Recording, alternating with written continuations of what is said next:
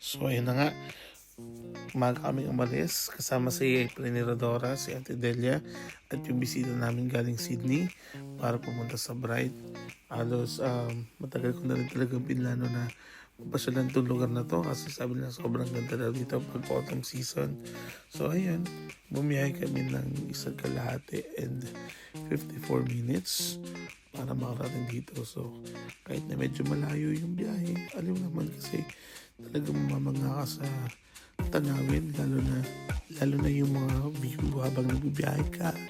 Sobrang ganda, nakita mo yung mga puno, iba't ibang klase ng kulay. So ang gandahan nga lang, every autumn, winter and summer, nakita nyo pa talaga yung may kulay yung yung mga puno sa tabi. Pero pag summer yan, makita mo lahat puro brown.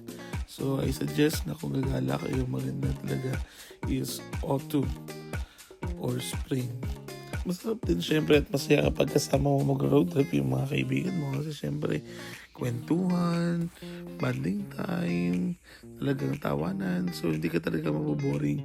Kaya kaysa kung mag-isa ka lang magbiyahe, talagang baka hindi mo kakayanan at andokin ka. So talagang yun nga, habang papalapit ka na sa Bright, mapapansin mo talaga na lalong gumaganda yung tanawin mo. Mapifeel mo talaga na success ka eh. Bigla kang sumakses. So ayun, mararamdaman mo talaga yung autumn vibe.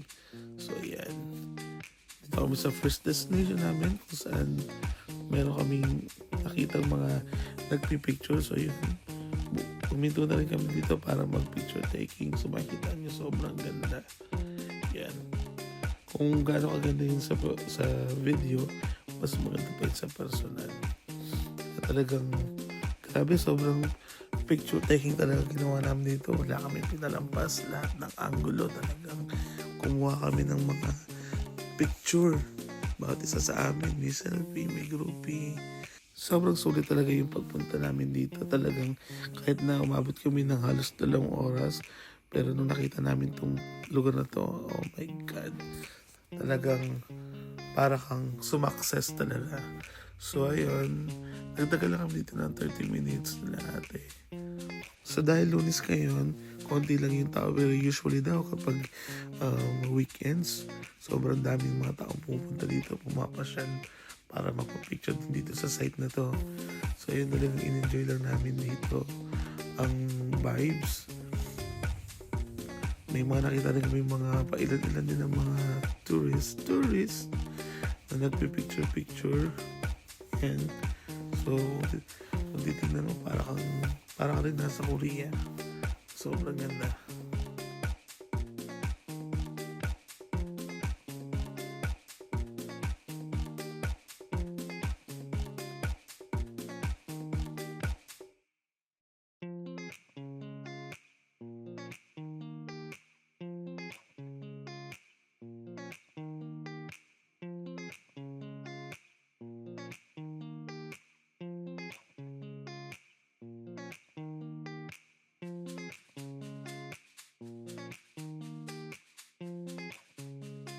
At syempre din namin pinalagpas puntahan tong ah, taniman ng ubas. Balak namin sana grapes picking. Pero napansin ko parang late na yata kami. Kita mo, dried na yung mga nahuli yata kami sa balita. Sana pala yung nagawa namin pagpunta dito. And wala na tuloy kami nakitang grapes. So siguro, babalik na kami sa ibang time para pero talagang kahit na ganito, makita mo pa rin na maganda. Sobrang ganda ng lugar. Ayan. Isa pang ikot. Yan. Ikot pa. Ikot-ikot lang. Parang si Sarah Geronimo.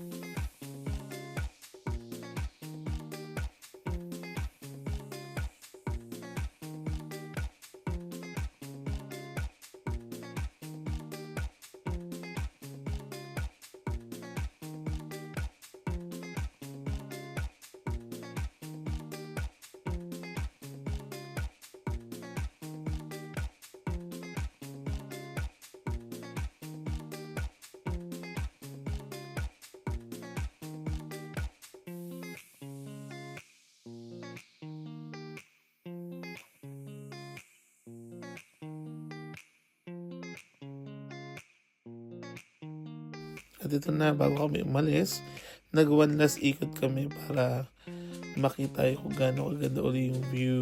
O, diba? Sulit. Happy heart. Tapos, meron pa silang pahirit na walk dito. O, diba? Nag-model pa. Nag-model pa ang mga ate mo. O, diba? Enjoy na enjoy talaga ang mga friends natin.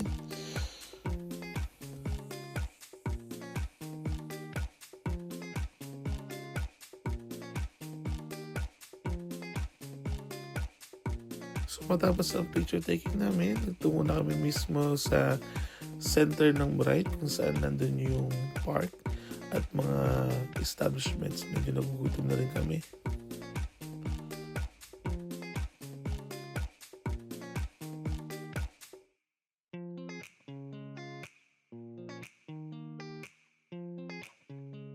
So ayun, grabe, habang papalapit kami sa mismong Bright, talagang na-miss talaga kami sa lugar. Sobrang ganda. Makita mo talaga yung ano nila, yung mga puno nila, iba't ibang kulay. Sobrang nakaka-amaze. Sobrang Instagrammable ba.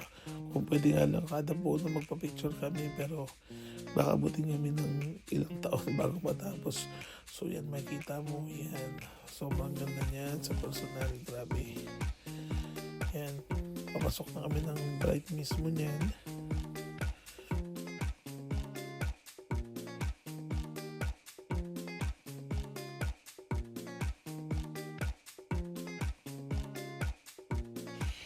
Yan, ito na yung makikita mo sa Bright.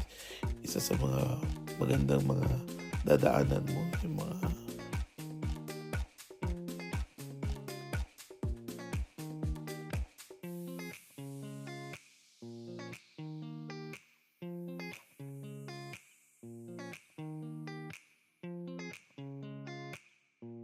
ayan, welcome to Bright.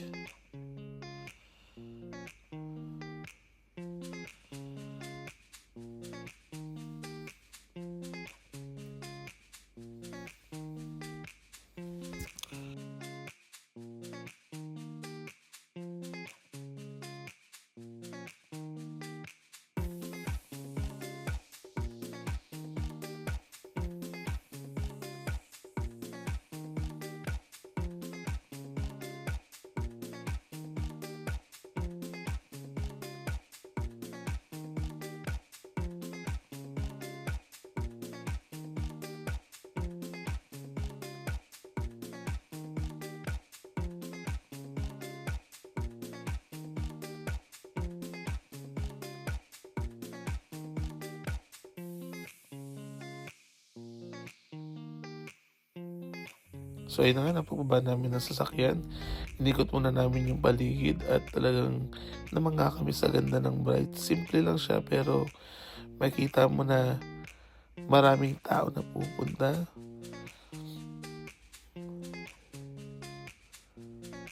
Kompleto rin siya halos ng mga establishment. Merong coffee shop, may gimikan, may bar, may mga restaurants, may mga tindahan ng mga damit. So, halos lahat nandito na rin.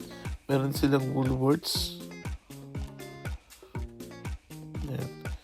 So, napansin ko lang yung mga tao dito, halos parang mga hindi taga dito rin. Mga siguro mga namasyal lang din.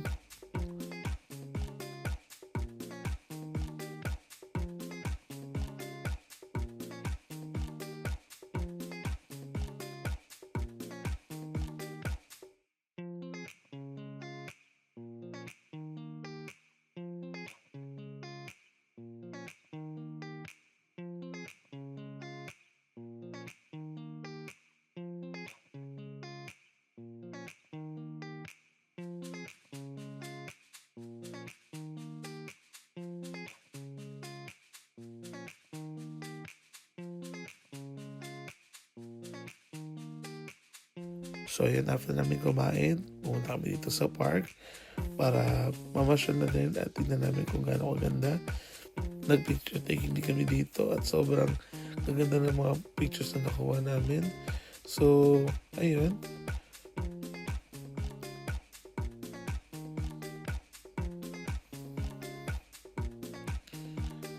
Kung sa video nga, maganda yan. Ang much more kung sa personal. Kaya I recommend talaga na pumasyal ka dito minsan bago mag-end ng autumn habang meron ka pa nakita mga dahon dyan. Kasi pag winter na, wala na.